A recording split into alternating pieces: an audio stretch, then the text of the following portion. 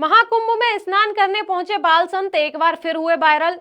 कुंभ स्नान के बाद बाल संत के हाथों में दिखा 2 करोड़ का डिजाइनर बैग। सोशल मीडिया पर लोगों ने उठाए सवाल।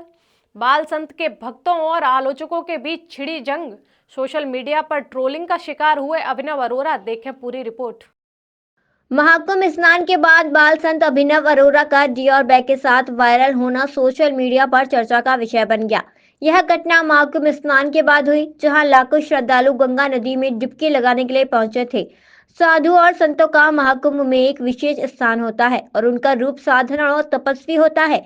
लेकिन बाल संत अभिनव अरोरा का एक डियोर बैग के साथ तस्वीर सामने आई, जो उनके साधु जीवन से मेल नहीं खाता था। डियोर बैग एक महंगा और प्रीमियम फैशन ब्रांड में से एक है, जिसे आमतौर पर उच्च वर्ग के लोग अपने जीवन शैली को व्यक्त करने के लिए इस्तेमाल करते हैं।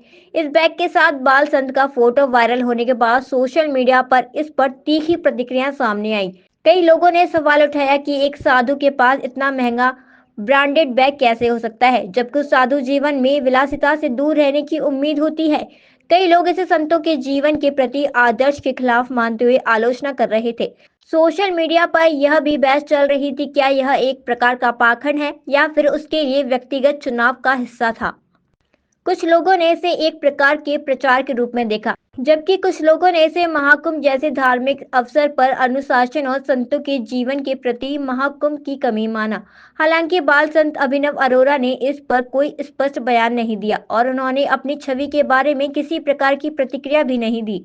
उनका यह कदम एक चर्चा का विषय बना, जिससे सोशल मीडिया पर उनके भक्तों और आलोचकों के बीच एक गर्म बहस छिड़ गई। यह मामला धार्मिक और सामाजिक दृष्टिकोण से भी महत्वपूर्ण है, क्योंकि भारत में साधुओं और संतों को विशेष सम्मान और श्रद्धा दी जाती है। उनके जीवन का उद्देश्य स्थान, साधना और समाज की सेवा होता है, और ऐसे में एक महंगे ब्रांड का बैग उनके जीवन के उद्देश्य से मेल नहीं खाता। इस घटना ने एक सवाल उठाया कि क्या संतों को अपनी साधना और आध्यात्मिकता के साथ फैशन और ब्रांडेड जीवन शैली को जोड़ने का अधिकार नहीं होना चाहिए। हालांकि इस पूरे मामले से एक बात तो साफ है कि सोशल मीडिया की ताकत और जनता की नजर से कुछ भी छिपा नहीं रह सकता। अब आगे यह देखना होगा कि बाल संत इस मामले पर आगे क्या प्रतिक्रिया देते हैं और क्या इस घटना का कोई धार्मिक या सामाजिक प्रभाव होता है।